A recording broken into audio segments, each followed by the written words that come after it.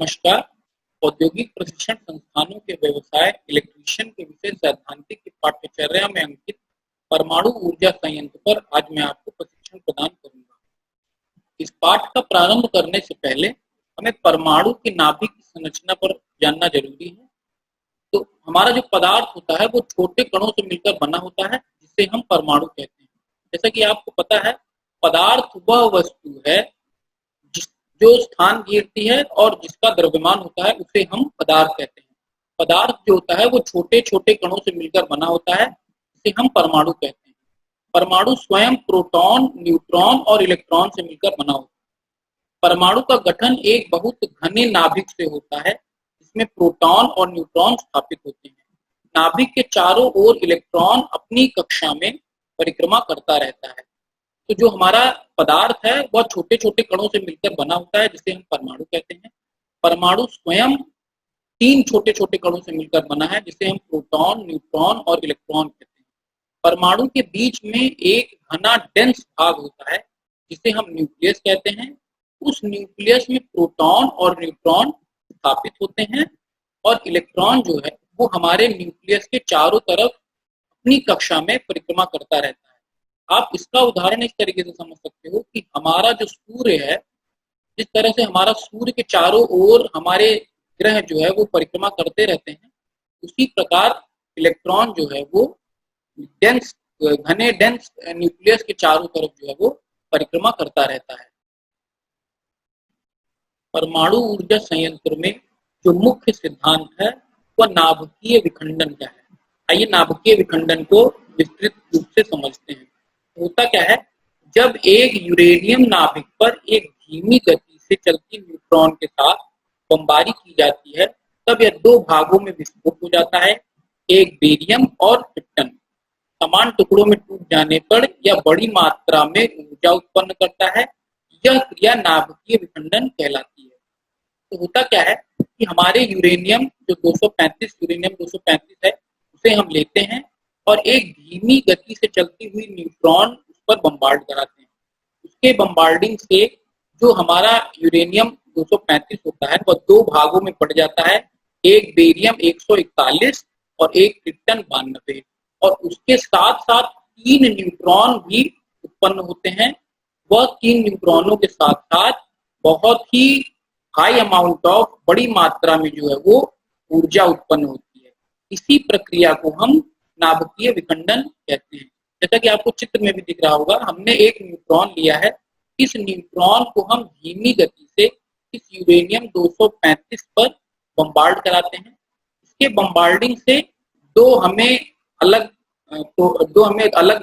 Matter प्राप्त होते हैं, जैसे बेरियम 141 और क्रिप्टन 92। उसके साथ साथ 3 न्यूट्रॉन प्राप्त होते हैं और बहुत ही हाई अमाउंट ऑफ एनर्जी इसमें रिलीज होती है, बहुत बड़ी मात्रा में ऊर्जा उत्पन्न होती है। इसी ऊर्जा का उपयोग हम परमाणु ऊर्जा संयंत्र में करते हैं। अब श्रृंखला अभिक्रिया पे आते हैं। श्रृंखला अभिक्रिया क्या है? तो श्रृंखला अभिक्रिया को हम चेन रिएक्शन कहते हैं। इसमें क्या होता है, जब कोई नाभिकीय अभिक्रिया औसतन उसी तरह की एक या एक से अधिक अन्य नाभिकीय अभिक्रियाओं को संभव कराती है, तो इसे हम न्यूक्लियर या नाभिकीय श्रृंखला अभिक्रिया या न्यूक्लियर चेन रिएक्शन भी कहते हैं।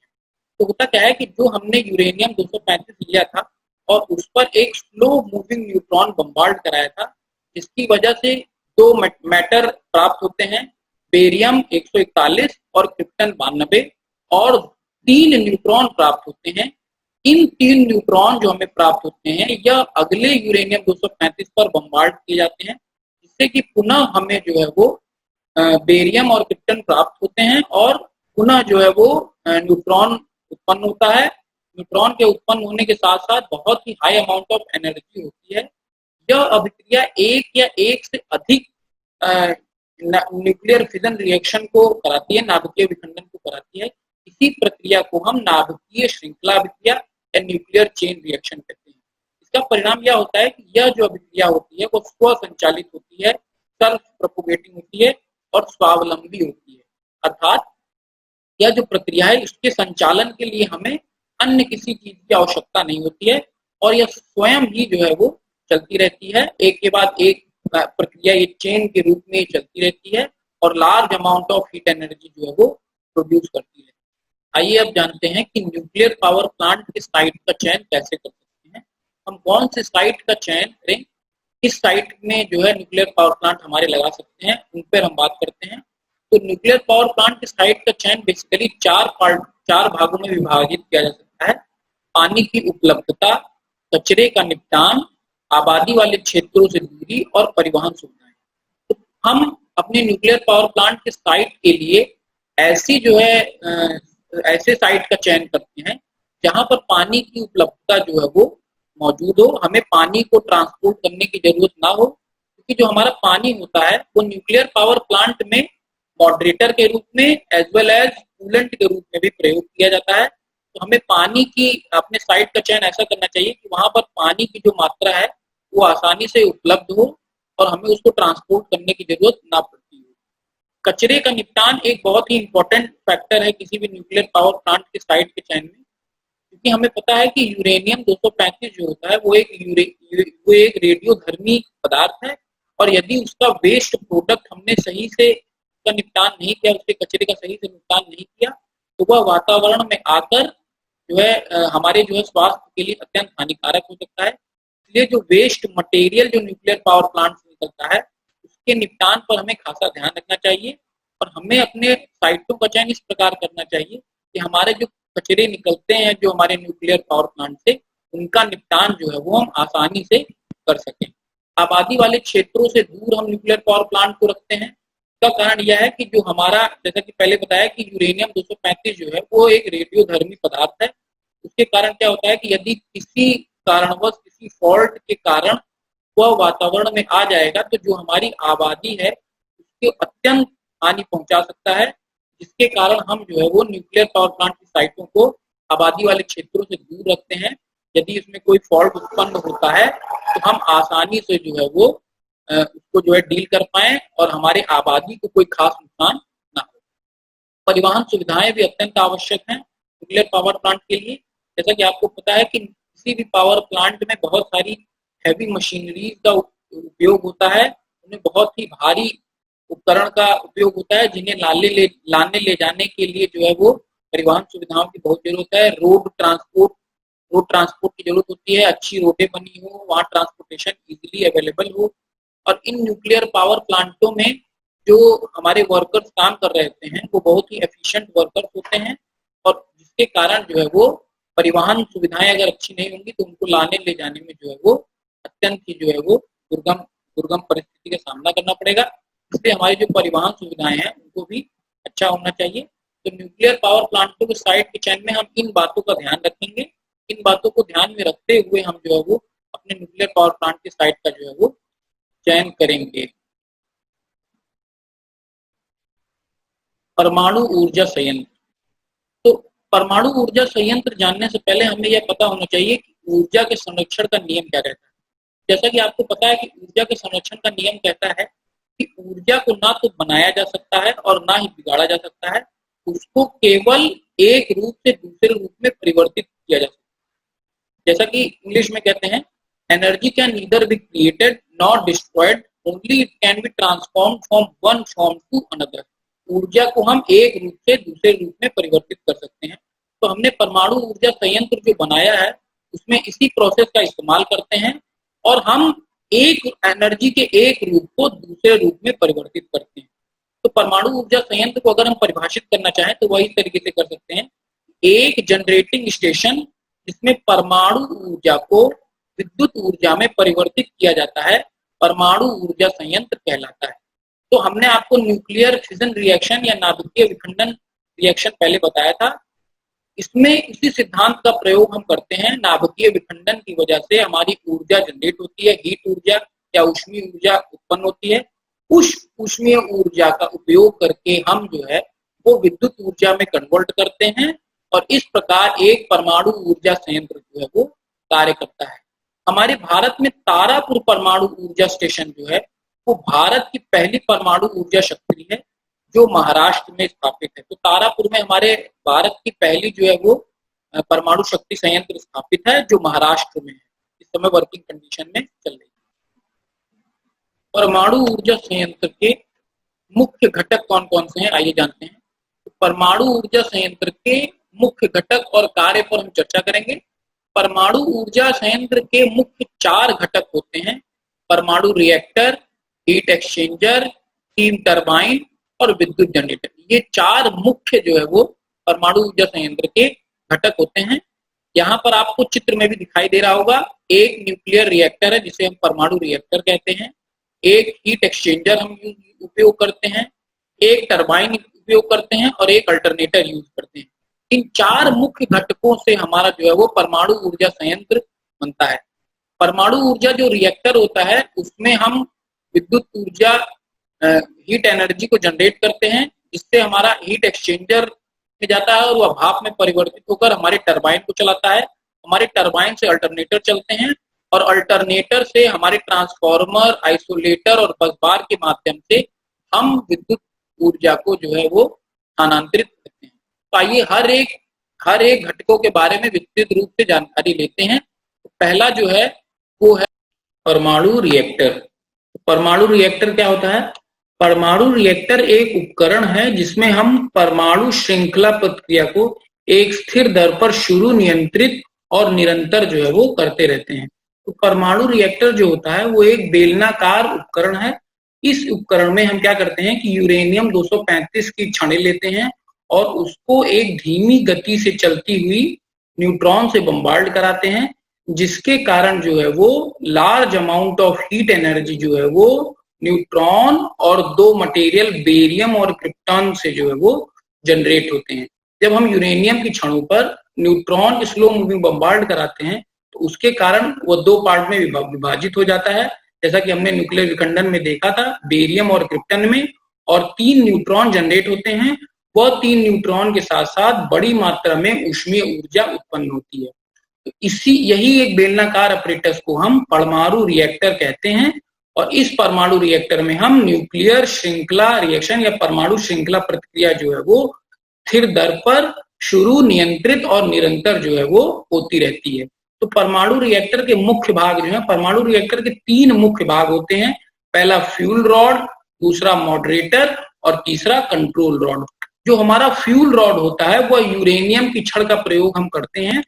Fuel rod as a fuel के तरीके वो काम करता है, एज अ ईंधन के तरीके वह इस न्यूक्लियर परमाणु ऊर्जा संयंत्र में जो है वो ईंधन के तरीके का काम करता है। तो जैसा कि हमें पता है कि जो हमारी यूरेनियम होती है वो एक रेडियोधर्मी पदार्थ है और वह यूरेनियम 235 पे हम नाभिकीय विखंडन में इसका प्रयोग करते हैं। यूरेनियम 235 की जो छड़ हम इस्तेमाल करते हैं उसमें हम एक स्लो मूविंग न्यूट्रॉन को जो है वो बम्बार्ड कराते हैं। उस बम्बार्डिंग की वजह से यह जो यूरेनियम होता है यह 2 पार्ट में विभाजित हो जाता है, एक बेरियम और एक क्रिप्टन, और 3 न्यूट्रॉन इससे रिलीज होते हैं।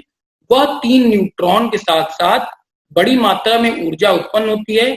जो 3 न्यूट्रॉन उत्पन्न हुए थे वह अगले यूरेनियम 235 से टकराते हैं और उससे जो है वो फिर से वही चेन रिएक्शन और परमाणु श्रृंखला प्रतिक्रिया होती रहती है, जिससे large amount of heat energy वो जनरेट होती रहती है। हम इसमें मॉडरेटर का इस्तेमाल करते हैं। मॉडरेटर जो होता है वो ग्रेफाइट की छड़ होती है। जो हमारा फास्ट मूविंग जो न्यूट्रॉन हमारा डेवलप हुआ था या उत्पन्न हुआ था जब हमने नाभिकीय विखंडन प्रक्रिया, परमाणु श्रृंखला प्रतिक्रिया की थी, तो उसके कारण हमारा एक फास्ट मूविंग, एक बहुत तेज गति से चलता हुआ न्यूट्रॉन उत्पन्न होता है। उस न्यूट्रॉन की गति को धीमा करने के लिए, ताकि हमारा जो नाभिकीय विखंडन प्रक्रिया है वो आराम से चल सके, उसके लिए हम ग्रेफाइट की छड़ों का प्रयोग करते हैं, ताकि जो हमारा फास्ट मूविंग न्यूट्रॉन है उसकी स्पीड थोड़ी सी कम हो सके और वह जो है वो यूरेनियम 235 को जो है नाभिकीय विखंडन प्रक्रिया में पार्टिसिपेट करा सके, आराम से वह प्रक्रिया चल सके। हम कंट्रोल रॉड का प्रयोग करते हैं। जो कंट्रोल रॉड होती है वो कैडमियम की बनी होती है। कैडमियम जो है वो न्यूट्रॉन का बहुत अच्छे से अब्सॉर्ब कर सकता है, बहुत ही अच्छे से सोख लेता है उसको। तो कैडमियम की छड़ का प्रयोग हम करते हैं ताकि हमारा जो प्रोसेस है वो थोड़ा सा स्लो डाउन हो जाए। होता क्या है कि जब large amount of heat energy, बहुत बड़ी मात्रा में जब ऊष्मीय ऊर्जा उत्पन्न होती है, तो उसके कारण हमारा जो रिएक्टर होता है उसके एक्सप्लोड होने का, उसके दगने का खतरा बढ़ जाता है। इस दगने के खतरे को कम करने के लिए हम कैडमियम रॉड का प्रयोग करते हैं। कैडमियम रॉड कंट्रोल रॉड के तरीके उपयोग की जाती है। यहाँ पर आपको चित्र में कंट्रोल रॉड दिखाई दिया होगा। कंट्रोल रॉड को हम ऑटोमेटिक मशीनरी सिस्टम से अटैच कर देते हैं और जब हम इसे अंदर पुश करते हैं, अंदर डालते हैं, तो उसके कारण जो हमारा न्यूक्लियर चेन रिएक्शन है वो स्लो डाउन हो जाता है, वो प्रोसेस स्लो हो जाता है, जिसके कारण हमारी ऊष्मीय ऊर्जा थोड़ी सी कंट्रोल हो जाती है और कंट्रोल होने की वजह से हमारा जो रिएक्टर है वो बच जाता है। यदि हम देखते हैं कि हमारा रिएक्टर में जो ऊष्मीय ऊर्जा जनरेट हो रही है वो बहुत कम हो गई है कंट्रोल रॉड के अंदर जाने की वजह से, तो हम उसी ऑटोमेटिक मशीनरी सिस्टम से इसको बाहर निकाल लेते हैं और वह प्रोसेस फिर से जो है वो तेज हो जाता है, जिसके कारण हमारे नाभिकीय श्रृंखला रिएक्शन जो है वो एक स्थिर दर पर और शुरू, नियंत्रित और निरंतर जो है वो चलती रहती है। इस प्रकार परमाणु ऊर्जा हमारी काम करती है। जो इसकी ऊष्मीय ऊर्जा है उसको हम कूलेंट के माध्यम से, उसकी ऊष्मीय ऊर्जा को कूलेंट के माध्यम से हम हीट एक्सचेंजर में पहुंचाते हैं, जहां पर आगे का कार्य जो है वो होता है। परमाणु ऊर्जा संयंत्र का जो अगला भाग है उसे हम हीट एक्सचेंजर कहते हैं। इसका प्रयोग पानी को भाप में परिवर्तित करने के लिए किया जाता है जब रिएक्टर ऊष्मीय ऊर्जा जो है वो उत्पन्न करता है। होता क्या है कि जो हमने रिएक्टर लिया था और उसमें नाभिकीय विखंडन की वजह से जो ऊष्मीय ऊर्जा उत्पन्न होती है उसको हम कूलेंट के माध्यम से ट्रांसफर कर कर हीट एक्सचेंजर में लाते हैं। जो हमारा हीट एक्सचेंजर होता है वह पानी को भाप ऊर्जा में कन्वर्ट कर देता है और इसी भाप ऊर्जा को हम टरबाइन तक ले जाते हैं, जिससे हमारी टरबाइन चलती है और आगे का प्रोसेस जो है विद्युत ऊर्जा जनरेशन का होता है। तो हीट एक्सचेंजर का काम केवल इतना है कि वह जो ऊष्मीय ऊर्जा रिएक्टर में जनरेट होती है उसको कूलेंट के माध्यम से हीट एक्सचेंजर तक पहुंचाना है और हीट एक्सचेंजर में जो पानी है उसको भाप में परिवर्तित करना है, उसकी ऊष्मा का उपयोग करके उसको भाप में परिवर्तित करना होता है। जो तीसरा भाग ऊष्मीय परमाणु ऊर्जा संयंत्र का होता है वो है भाप टरबाइन। तो जो जो भाप टरबाइन क्या करता है, एक यांत्रिक उपकरण है जो दबाव वाली भाप को थर्मल ऊर्जा उद्धरण करती है और इसका उपयोग यांत्रिक ऊर्जा परिवर्तन में करती है। जो हमारे भाप टरबाइन होते हैं वो विभिन्न उच्च प्रदर्शन मिश्र धातु और सुपर एलॉयज का प्रयोग कर भाप जनरेटर का ट्यूबिंग के लिए इस्तेमाल किया जाता है। जो हमारा भाप टरबाइन होता है वो जो हीट एक्सचेंजर में हमने भाप बनाई थी उसको हम दबाव वाली भाप से थर्मल ऊर्जा का उद्धरण करते हैं, जिससे हमारा जो है वो टरबाइन को हम घुमाते हैं। उस टरबाइन का जो है वो हम कनेक्शन हम अल्टरनेटर से करते हैं, जिसके कारण हमारी जो है विद्युत ऊर्जा उत्पन्न होती है। तो भाप टरबाइन का केवल काम इतना होता है कि वो जो हमारे हीट एक्सचेंजर जो हमारे भाप आई है उसकी ऊष्मीय ऊर्जा का उद्धरण कर कर इसको मैकेनिकल एनर्जी में कन्वर्ट कर देती है और इस मैकेनिकल एनर्जी का उपयोग हम जो है वो अल्टरनेटर को चलाने में करते हैं। जो हमारा भाप टरबाइन होता है वो जनरली उच्च प्रदर्शन मिश्र धातु या सुपर एलॉयज का प्रयोग करते हैं, ताकि हमारा जो है वो उसकी जो है क्योंकि उस पर हीट ज्यादा पड़ती है वो हीट रेजिस्टेंस होना चाहिए और इसलिए हम जो है भाप टरबाइन का जो है वो उच्च प्रदर्शन मिश्र धातु का प्रयोग करके जो है वो बनाते हैं। भाप टरबाइन के बाद जो हमारा अगला भाग है परमाणु ऊर्जा संयंत्र का वो है विद्युत जनरेटर। जनरेटर क्या होता है? जनरेटर एक युक्ति है जो यांत्रिक ऊर्जा को विद्युत ऊर्जा में परिवर्तित करती है। तो हमारा जो परमाणु ऊर्जा संयंत्र में अगला भाग है वो विद्युत जनरेटर होता है। जनरेटर यांत्रिक ऊर्जा को विद्युत ऊर्जा में परिवर्तित करता है। स्टीम टरबाइन अल्टरनेटर को ड्राइव करता है जो यांत्रिक ऊर्जा को विद्युत ऊर्जा में परिवर्तित करता है। तो जो हमारे हीट एक्सचेंजर से भाप आ रही होती है उस भाप को हम स्टीम टरबाइन में यांत्रिक ऊर्जा उत्पन्न करने के लिए करते हैं।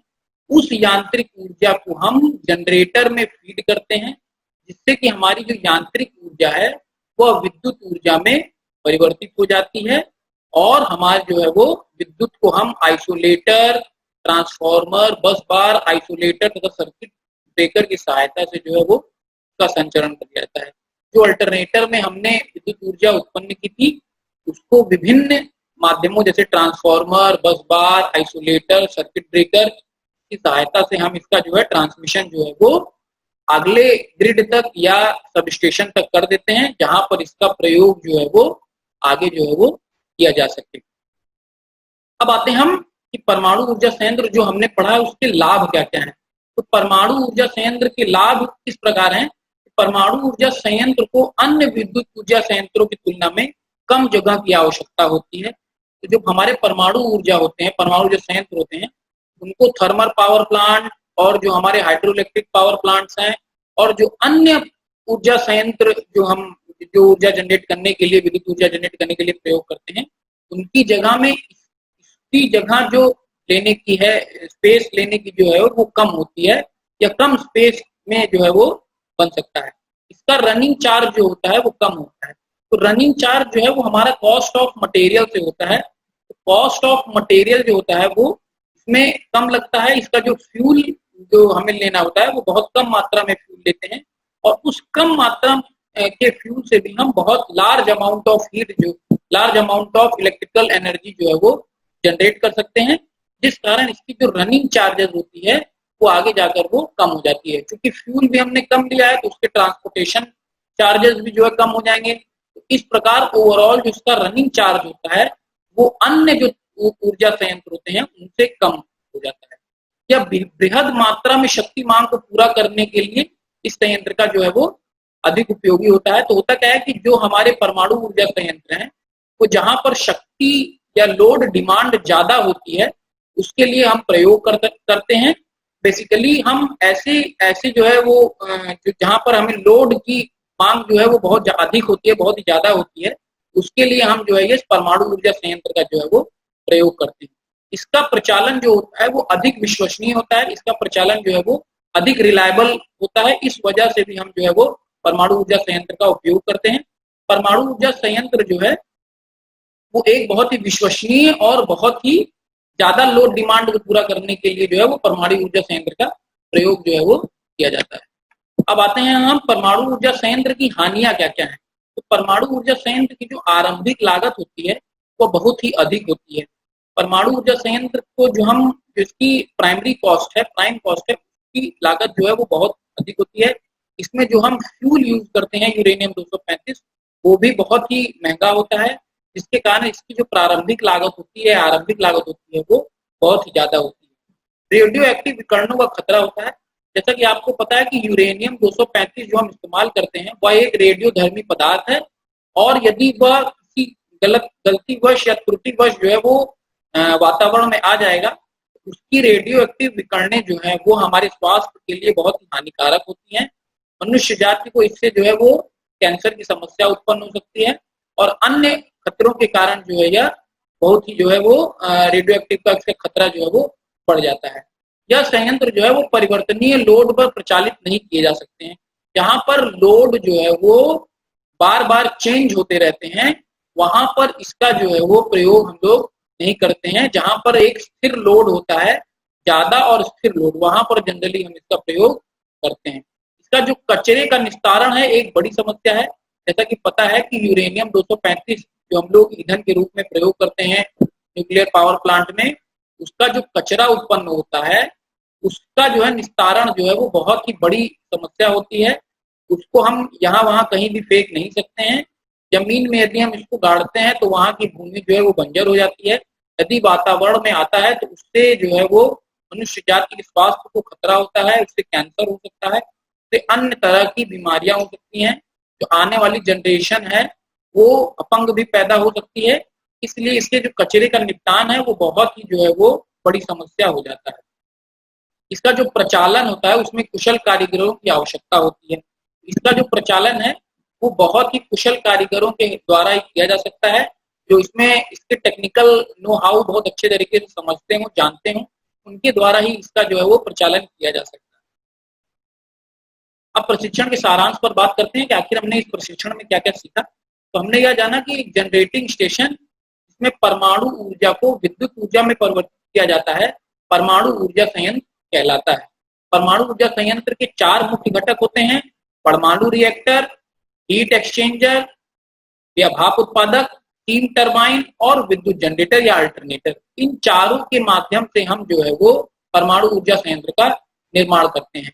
इसकी जो दक्षता होती है वो तापीय संयंत्र से ज्यादा होती है। दक्षता इसलिए ज्यादा होती है, एफिशिएंसी इसकी बढ़ इसलिए जाती है क्योंकि हम जो फ्यूल यूज करते हैं वह कम यूज करते हैं और उससे बहुत बड़ी मात्रा में हम जो है वो एनर्जी जो है वो जनरेट कर सकते हैं। जबकि तापीय ऊर्जा में हम कोयले का जो इस्तेमाल करते हैं बहुत ही अधिक मात्रा में करते हैं और उसकी वजह से हमारा जो रनिंग कॉस्ट है वो बढ़ जाता है, जिसके कारण इसकी एफिशिएंसी जो है वो डिक्रीज हो जाती है। तो ये प्रशिक्षण का सारांश था। हमने जाना कि हमने आज इस टॉपिक में क्या क्या सीखा। आप और अधिक जानकारी के लिए निमी पब्लिकेशन की किताब पर जा सकते हैं, वहां से आप इसकी और अधिक जानकारी प्राप्त कर सकते हैं। आप bharatskill.gov.in से भी इसकी जानकारी प्राप्त कर सकते हैं। आप निमी लर्निंग online.in पर भी जाकर परमाणु ऊर्जा संयंत्र पर और अधिक जानकारी प्राप्त कर सकते हैं। आप अरिहंत पब्लिकेशन और रॉयल पब्लिकेशन की किताब भी प्रेफर कर सकते हैं और YouTube के विभिन्न वीडियोस देखकर भी आप जो है वो परमाणु ऊर्जा संयंत्र के बारे में जान सकते हैं। आज मैंने आपको परमाणु ऊर्जा संयंत्र पर प्रशिक्षण प्रदान किया है। आशा है आपको यह प्रशिक्षण भविष्य हेतु मददगार होगा। धन्यवाद।